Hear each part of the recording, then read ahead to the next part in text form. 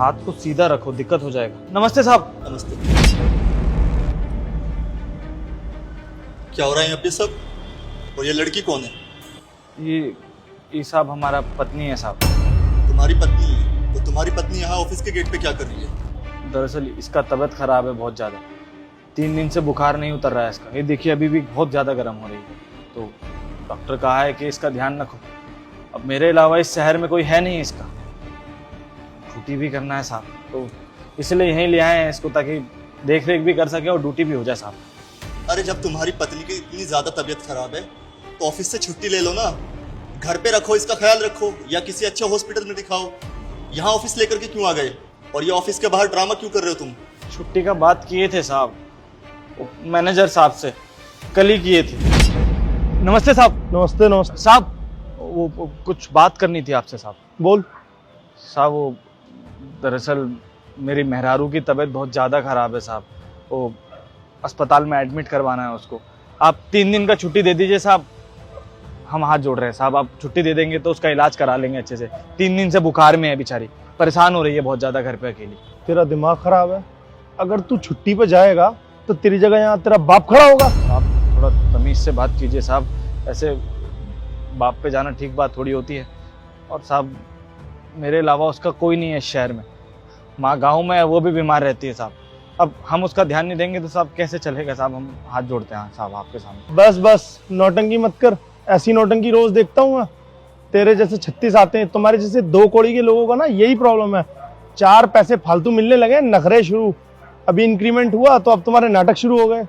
मुझे घर जाना है, चुपचाप यहीं खड़ा रह। काम पे ध्यान दे, नौकरी करनी है ना। साहब एक बार, साहब नहीं जाएंगे कहीं साहब? ऐसे नहीं जाएंगे तो कैसे चलेगा? कैसे कराए उसका इलाज? कुछ तो समझ में नहीं आ रहा। मना कर दिए साहब। हमको बोले कि अगर नौकरी करनी है तो यही करो, हमें तुम्हारी बीवी से कोई मतलब नहीं है साहब। साहब एक बात बताइए, हमारा इसके अलावा और इसका हमारे अलावा कोई है इस दुनिया में? अगर इसका हम ख्याल नहीं रखेंगे तो कैसे चलेगा साहब?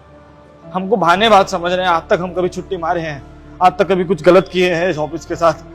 पहली बार हमारा पत्नी को देखे साहब ऐसे कुर्सी पे बैठी है, 102 बुखार से नीचे नहीं जा रहा है इसका साहब। कितना परेशान है साहब हम ही जानते हैं, लेकिन नौकरी नहीं करेंगे तो दवाई कहाँ से खरीदेंगे इसका?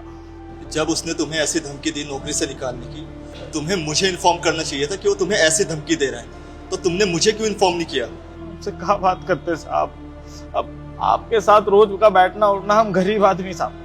आप उनकी बात सुनते हमें नौकरी से निकाल देते, तो एक दवाई भी नहीं ले पाते। भी कम से कम दवाई तो ले रहे, ग्लूकोज तो चढ़ रहा है साहब। वो डॉक्टर बोला कि एडमिट करना है इसको, तो हम बोल दिए कि ऐसे दाखिल नहीं करा सकते हैं, तुम ये ग्लूकोज चढ़ा दो और हमारे साथ भेज दो, जो भी दवाई लगाना है लगा के भेज दो, हम ध्यान रखेंगे।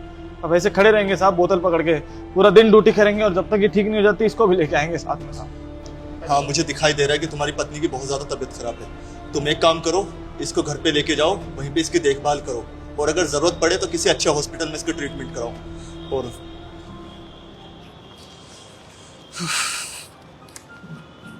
ये कुछ पैसे ये रखो। अरे रखो, तुम्हारी सैलरी से नहीं काटूंगा मैं। बॉस हूँ, मेरा भी कुछ फर्ज बनता है इंसानियत के नाते। इन पैसों को रखो और इलाज कराओ इसका। और जब तक तुम्हारी बीवी ठीक नहीं हो जाती तब तक ऑफिस आने की कोई जरूरत नहीं है। घर पे जाके मेल डाल देना, मैं अप्रूव कर दूंगा छुट्टी का। और रही मनीष की बात, उसको मैं देख लूंगा। साहब वो नौकरी तो नहीं चला जाएगा ना? तुम्हारी नौकरी नहीं जाएगी, ठीक है? तुम जाओ, इसका ख्याल रखो, जाओ। बहुत बहुत शुक्रिया साहब आपका, बहुत बहुत धन्यवाद। ही, चलो आराम से डॉक्टर को दिखाएंगे। तो मैं आराम से उठो, आराम से। चलो। हेलो मनीष, ऑफिस के नीचे आना। हाँ, मैं मेन गेट पर ही हूँ। आ जाओ, कुछ अर्जेंट काम है। आओ। जी सर, आपने बुलाया? हाँ जी मिस्टर मनीष, एक बात बताओ मुझे, हमारी कंपनी का जो सिक्योरिटी गार्ड है सनी, उसने तुमसे छुट्टी मांगी थी? जी सर, मांगी थी। तो तुमने दी उसे छुट्टी? नहीं सर, मैंने उसे मना कर दिया। ऐसे लोगों को मैं बहुत अच्छे से जानता हूँ सर। ऐसे लोग बहाने बनाते हैं और छुट्टी लेके गायब हो जाते हैं। अच्छा, और तुम्हें कैसे पता कि वो झूठ बोल रहा है, मक्कारी कर रहा है? क्या पता उसको सच में जरूरत हो छुट्टी की? सर ऐसे 2 कौड़ी के लोगों को मैं बहुत अच्छे से जानता हूँ सर, ये लोग ऐसे ही होते हैं और इनके साथ सर ऐसा ही बिहेव करो, इनसे ज्यादा प्यार से बात कर लो या इन्हें ज्यादा छुट्टियां दो तो सर ये सर पे चढ़ जाते हैं। सर ये छोटे लोग होते ही ऐसे हैं। ये छोटे और बड़े लोगों की बात ना मुझसे मत करो, समझे? आज सनी अपनी बीवी को यहाँ पर लेके आया सिर्फ किसकी बदौलत? तुम्हारी। क्योंकि उसकी बीवी की इतनी ज्यादा तबीयत खराब हो गई थी कि वो छुट्टी की डर की वजह से, ताकि उसकी नौकरी ना चली जाए, वो ड्रिप लगे हुए अपनी बीवी को यहाँ पे लेके आया ताकि वो अपनी ड्यूटी कर सके। अरे तुम्हारे अंदर इंसानियत है या नहीं? और एक बात बताओ, तुम होते कौन हो डिसाइड करने वाले कि उसको छुट्टी देनी है या नहीं? और तुमने उसको क्या धमकी दी थी कि अगर वो आज यहाँ पे ड्यूटी नहीं करेगा तो तुम उसको नौकरी से निकाल दोगे? तुम होते कौन हो मनीष उसको नौकरी से निकालने वाले? मनीष, ये तुम्हारी first and last mistake ignore कर रहा हूं मैं। अगर आज के बाद किसी भी एम्प्लॉय के साथ तुमने बदतमीजी की या उसको कुछ भी प्रॉब्लम हो तो तुमने बिना सच जाने उसके साथ कुछ उल्टा सीधा किया ना, तो मुझसे बुरा कोई नहीं होगा। ऐसा फायर करूंगा ना तुम्हें कंपनी से कि कहीं और जॉब करने लायक नहीं बचोगे, समझे? ये लास्ट वार्निंग है तुम्हारे लिए। सर मैं माफ़ी चाहूँगा, मुझे सच में नहीं पता था कि उसकी बीवी की इतनी ज़्यादा तबीयत खराब है। अगर मुझे पता होता तो मैं ऑफ दे देता उसे। माफी मांगने की ना मुझसे कोई जरूरत नहीं है। जिसके साथ तुमने ये मिसबिहेव किया है ना, उससे जाकर माफी मांगना। अभी तो फिलहाल वो छुट्टी पर है, जब वापस ज्वाइनिंग पे आएगा ना तब उससे माफी मांग लेना।